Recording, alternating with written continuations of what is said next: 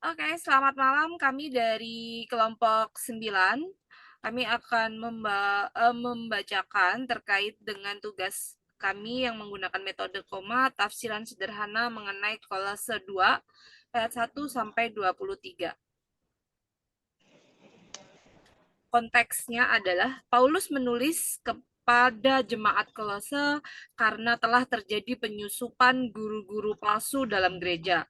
Ajaran palsu ini mencampurkan filsafat dan tradisi manusia dengan ajaran Injil untuk meruntuhkan dan menggantikan Yesus Kristus sebagai inti kepercayaan Kristen, yaitu menggantikan keunggulan Kristus dan kedudukannya sebagai inti dalam ciptaan, pernyataan, penebusan, dan gereja.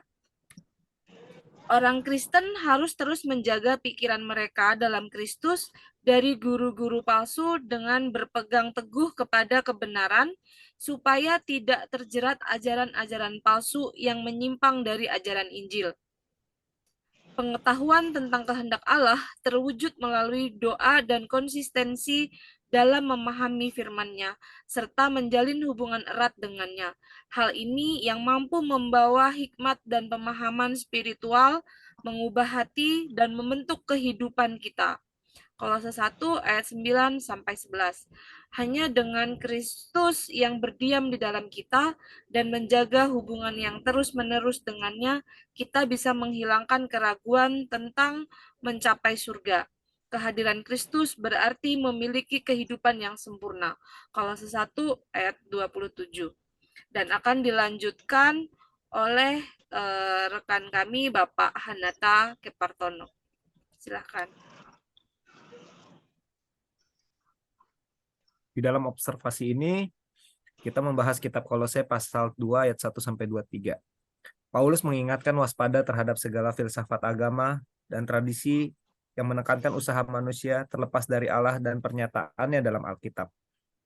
Salah satu ancaman filsafat yang terbesar terhadap kekristenan yang berdasarkan Alkitab adalah filsafat yang mengajar bahwa umat manusia, alam semesta, dan segala sesuatu yang ada hanya manusia tidak diciptakan oleh Allah yang berkepribadian, tetapi adalah hasil suatu proses evolusi.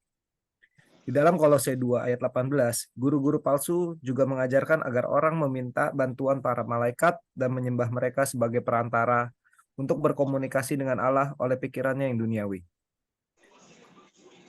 Di dalam Kolose ini juga meminta bantuan malaikat adalah menggeser posisi Kristus sebagai kepala gereja yang tertinggi dan satu-satunya yang memiliki kemampuan untuk melakukan penghapusan hukuman dosa sepenuhnya karena pengorbanan yang sempurna.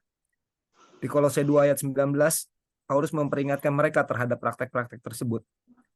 Keyakinan bahwa Yesus Kristus bukanlah satu-satunya perantara antara Allah dan manusia diperkenalkan melalui kegiatan beribadah dan berdoa kepada orang-orang kudus yang telah meninggal. Berikutnya dilanjutkan oleh rekan kami, Pak Rusdianto. Makna keselamatan datang oleh anugerah Allah dan tidak dapat dicapai melalui perbuatan kita sendiri. Dua, pengorbanan oleh Kristus untuk pengampunan dosa manusia. Paulus menegaskan bahwa Kristus bukan hanya juru selamat pribadi kita, tetapi juga kepala gereja serta Tuhan atas segala ciptaan. Dia menegaskan bahwa keselamatan kita bukanlah hasil dari pemikiran manusia atau kebijaksanaan dunia, melainkan datang melalui Yesus Kristus Tuhan dan kuasanya dalam hidup kita.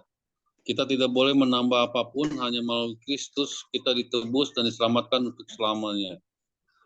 Tanpa perantara lain, sehingga kita dapat menghadap langsung kepadanya. Makna yang kita dapatkan dari perikop ini adalah agar kita terus diingatkan untuk berwaspada terhadap filsafat agama dan tradisi yang menekankan usaha manusia terlepas dari Allah dan pernyataannya dalam Alkitab. Selanjutnya aplikasi refleksi pribadi dimulai oleh Pak Hanata.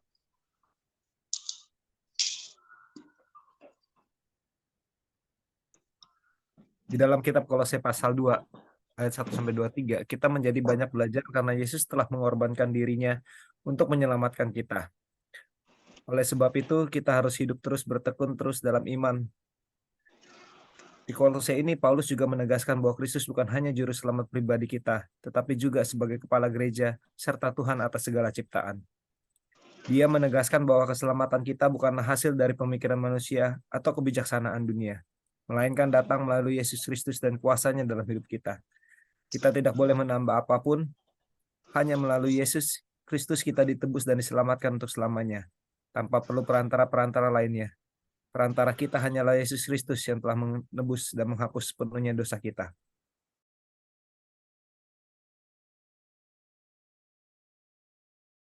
Kepadanya.